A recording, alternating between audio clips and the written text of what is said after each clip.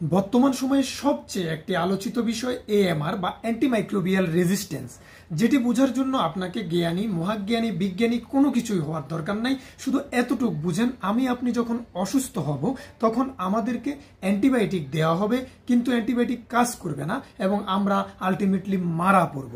আইসিইউর যে রোগীরা আছে তারা পড়বে মহা ঝুঁকিতে। এই জিনিস কেন হয়? 1928 সালে আলেকজান্ডার ফ্লেমিং যখন অ্যান্টিবায়োটিক আবিষ্কার করেন, এর 2 বছর পরেই বাজারে কমার্শিয়ালি অ্যান্টিবায়োটিক আসে এবং একটা বিপ্লব সাধিত হয়। ব্যাকটেরিয়ারা নিয়ন্ত্রণে চলে আসে, মাইক্রো অর্গানিজমগুলো নিয়ন্ত্রণে চলে আসে। 1930-এর পরে আজকে প্রায় 100 বছর হতে চললো।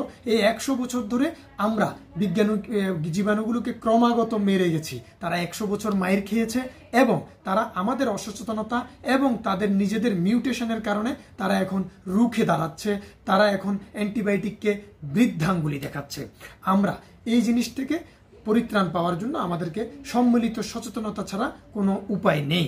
আমাদের শরীরে জীবন এবং জীবাণু এই দুইটার মধ্যে যুদ্ধ চলে। যদি জীবাণু যেতে যায় তাহলে আমরা রোগাক্রান্ত হয়ে যাই। পশু পাখির ক্ষেত্রেও একই জিনিস। আবার পশু পাখি বা আমরা যদি জীবাণুর সাথে ফাইট করে জিতে যাই তাহলে জীবাণু হেরে যায়। এখন জীবাণু যদি বডির সাথে ফাইট করে জিতে যায় তখন রোগ সৃষ্টি হয়। সেই ক্ষেত্রে আমাদের রোগ মুক্তির জন্য আমাদের অ্যান্টিবায়োটিকের প্রয়োজন হয়। অ্যান্টিবায়োটিক এবং জীবাণুর মধ্যে যুদ্ধ চলে। যদি অ্যান্টিবায়োটিক জিতে যায় তাহলে জীবাণু হেরে যায়, আর জীবাণু যদি জিতে যায় অ্যান্টিবায়োটিক হেরে যায়। ঠিক এই ঘটনাটি এখন ঘটছে। জীবাণুরা অ্যান্টিবায়োটিক প্রতিরোধী হয়ে হচ্ছে।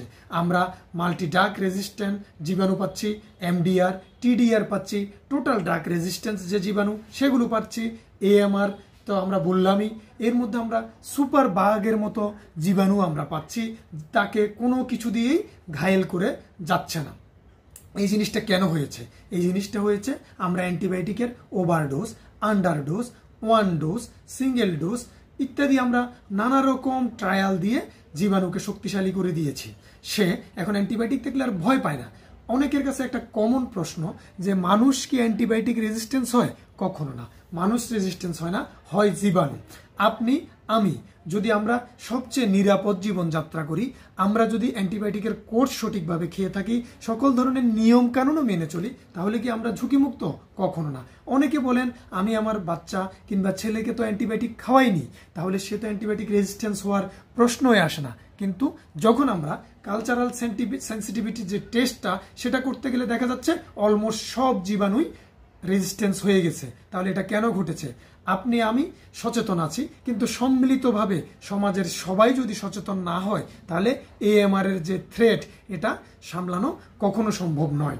কেননা আমরা দেখতে পাচ্ছি পরিবেশে যদি মাল্টি ড্রাগ রেজিস্ট্যান্স যে জীবাণুটা সেটা ছড়িয়ে পড়ে কোনো কারণে শাক সবজি খাবার কিংবা অন্য কোনো উপায়ে আপনার বডিতে, আমার বডিতে, অথবা সবচেয়ে স্বাস্থ্য সচেতন যে মানুষটা আছে ওনার বডিতে ঢুকে গেল, তাহলে কিন্তু ওনাকে যখন অ্যান্টিবায়োটিক দেওয়া হবে আর কোনো অ্যান্টিবায়োটিকে কাজ করবে না।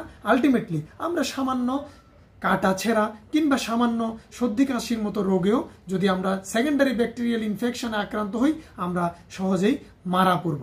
আমাদের আইসিইউর রোগীর জন্য যে রিজার্ভ ড্রাগগুলো আছে সেটাও আমরা নষ্ট করে ফেলছি। অ্যান্টিবায়োটিকের যে 3টা গ্রুপ আছে, অ্যাক্সেস গ্রুপ, ওয়াচ গ্রুপ এবং রিজার্ভ গ্রুপ। অ্যাক্সেস গ্রুপের 12টা আমরা বাজিয়ে দিয়েছি, ওয়াচ গ্রুপেরও 12টা বাজিয়ে দিয়েছি এবং রিজার্ভ গ্রুপে আমরা হাত দিয়ে সেটি আমরা অবস্থা খারাপ করে দিয়েছি। এটা আমাদের জন্য খুবই ঝুঁকিপূর্ণ। এই যুদ্ধে যদি ব্যাকটেরিয়া কিংবা মাইক্রোবিয়াল যে জীবাণুগুলো আছে, মাইক্রোবসগুলো আছে, তারা যদি জিতে যায়, আমরা যদি হেরে যাই, তাহলে ব্যাকটেরিয়া পৃথিবীতে থাকবে, আমরা পৃথিবীতে মানব সভ্যতা ছবি হয়ে যাব। এখন আমাদের দরকার সম্মিলিত সচেতনতা এবং আমাদেরকে নিয়ন্ত্রণ করতে হবে যাতে ডাক্তারের প্রেসক্রিপশন ছাড়া যত্রতত্র যেভাবে সেভাবে অ্যান্টিবায়োটিক ব্যবহার করা না হয়। আমরা মানুষের ক্ষেত্রে সচেতন হতে হবে। পোলট্রি খামারি বা লাইভ স্টকে যে গরু, ছাগল, হাঁস, মুরগি আমরা যেখানে অ্যান্টিবায়োটিক ব্যবহার করছি আমাদেরকে লজিক্যাল হতে হবে, ইথিক্যাল হতে হবে, আমাদেরকে সচেতন হতে হবে সম্মিলিত স্বার্থে, মানব জাতির স্বার্থে। না হলে আমরা সবাই একসাথে মারা পড়ব, আমরা পৃথিবীতে ছবি হয়ে যাব। সবার জন্য শুভকামনা, সবাই সচেতন হন। আশা করি সম্মিলিত সচেতনতায় আমরা পৃথিবীতে টিকে থাকতে পারবো। সৃষ্টিকর্তা আমাদের সহায় হন। সবার জন্য অনেক ধন্যবাদ।